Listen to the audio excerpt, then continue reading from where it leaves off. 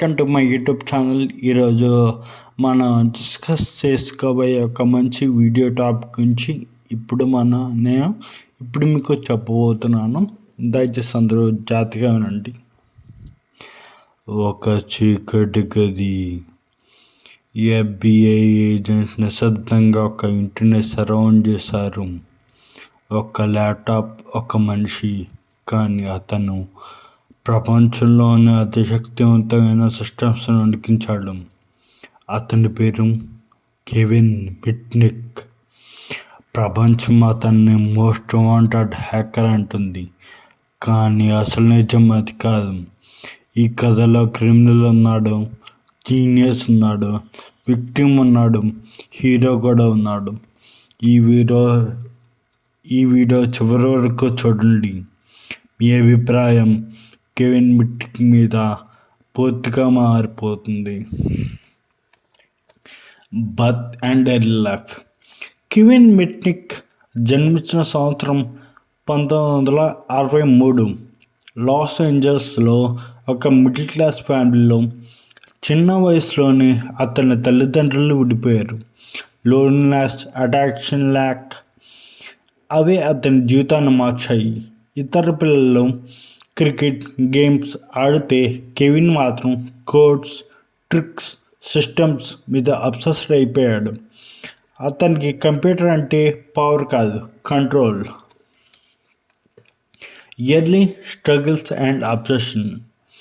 స్కూల్లో average student, friends లేరు, teachers కూడా ఇగ్నోర్ చేశారు. కానీ ఒక నిమిషం మాత్రం స్పెషల్, సోషల్ ఇంజనీరింగ్. అతను సిస్టమ్స్ హ్యాక్ చేయలేదు, ముందు మనుషుల్ని హ్యాక్ చేశాడు. ఫోన్ కాల్ చేస్తాడు, I'm from company IT department అంటాడు. పాస్వర్డ్ వాళ్ళే చెప్పేస్తారు. అక్కడే కెవిన్ రియల్ హ్యాకర్ అయ్యాడు. Rise of a dangerous hacker. 1980s to 1990s.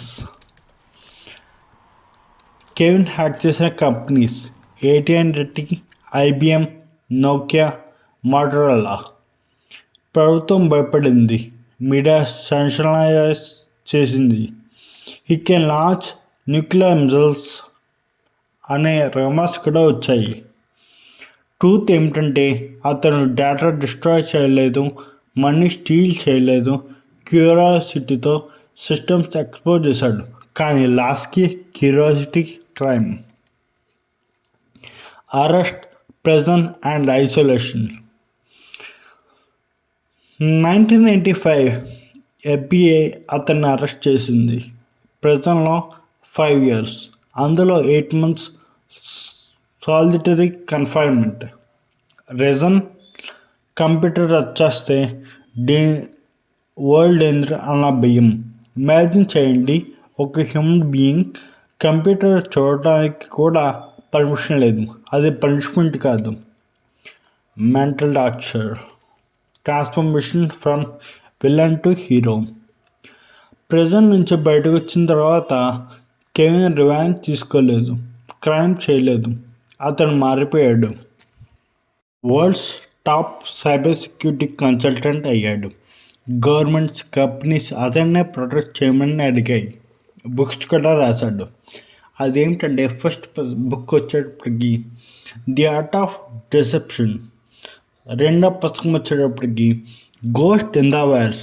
అతను చెప్పింది ఒక్కటే, సెక్యూరిటీ ప్రాబ్లమ్స్ టెక్నాలజీ కాదు, human behaviour. Death and legacy.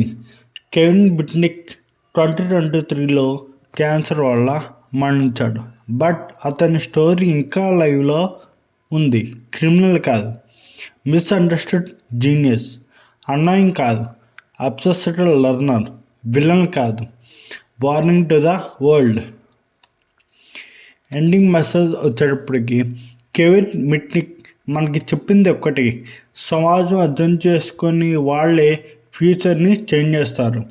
మీరు డిఫరెంట్ అయితే అది వీక్నెస్ కాదు, it might be you're super power.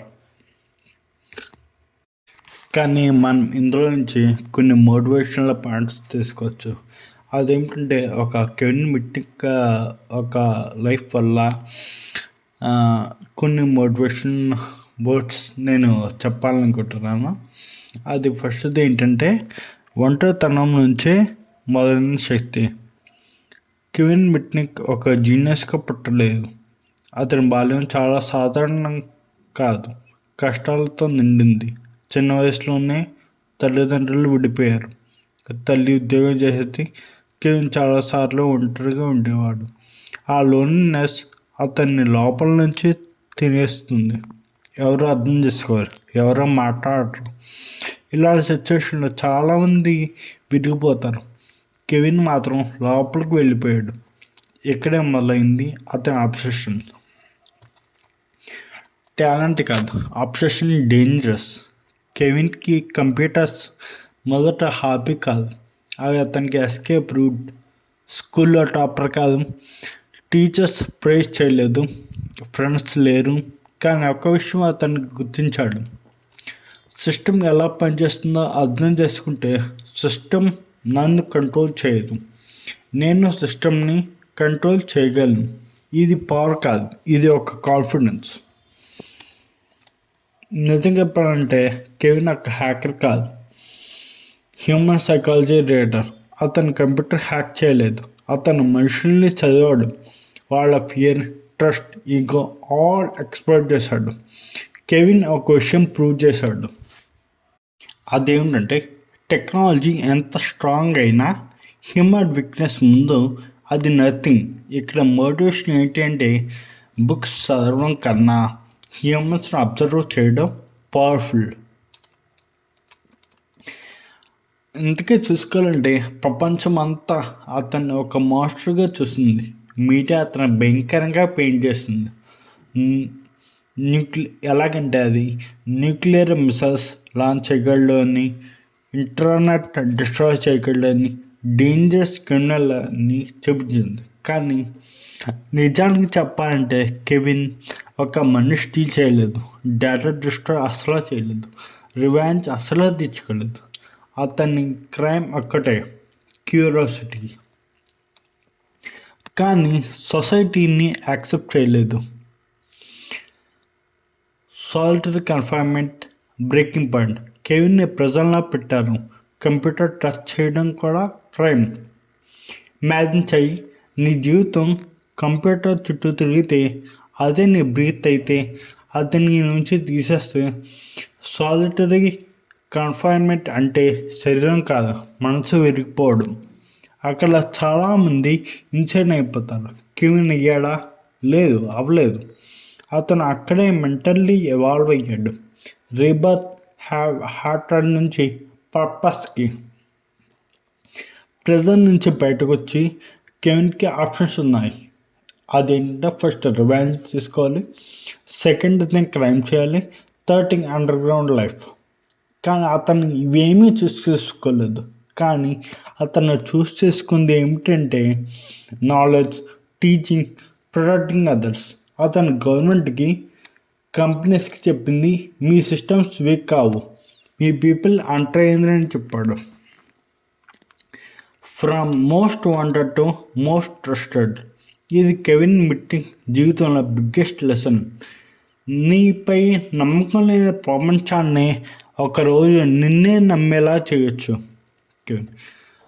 Kevin తర్వాత ఏమయ్యాడంటే సైబర్ సెక్యూరిటీ కన్సల్టెంట్ అయ్యాడు, వరల్డ్ టాప్ కంపెనీస్కి అడ్వైజర్ అయ్యాడు, పీపుల్కి అవేర్నెస్ ఇచ్చాడు. అతను విలన్ కాదు, మిస్అండర్స్టూడ్ లెర్నర్. కానీ అతను ఒక మెసేజ్ ఇచ్చాడు, అది ఇప్పటికీ బతికి ఉంది. అదేంటే డిఫరెంట్గా ఉండటం క్రైమ్ కాదు, క్యూరియాసిటీ డేంజర్స్ అసలు కాదు. అబ్సెషన్ సరైన దిశలో పెడితే అది దృష్టిని మారుతుంది. నిన్ను ఎవరు అర్థం చేసుకోకపోవచ్చు. నేను అనాంక అంటుంటే నీవు డిఫరెంట్గా అనిపిస్తే ఈ might be a Kevin Mitnick in making. సమాజం ఫస్ట్ రిజెక్ట్ చేస్తుంది, లేటర్ రెస్పెక్ట్ చేస్తుంది. Thank you.